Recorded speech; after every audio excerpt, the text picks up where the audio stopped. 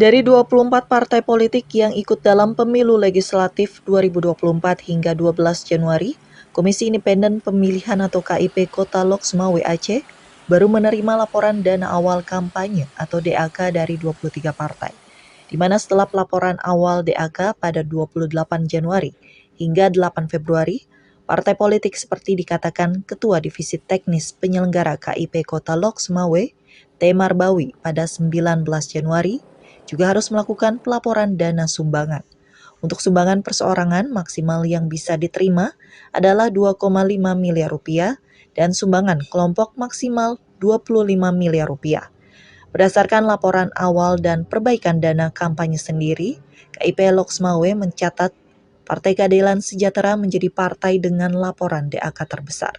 Sementara laporan DAK terendah berasal dari Partai Generasi Aceh Bersatu, Taat dan Takwa. Lihat yang telah dilapor dari tanggal 12 kemarin batas terakhir perbaikan, yang paling tinggi adalah 283 juta 655 ribu itu tertinggi, yang paling rendah 42 ribu.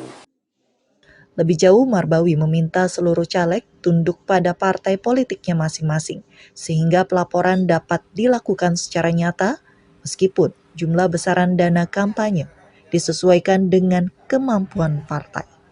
Dari Kota Lok Sumawe Aceh, Trifani, Kantor Berita Antara mewartakan.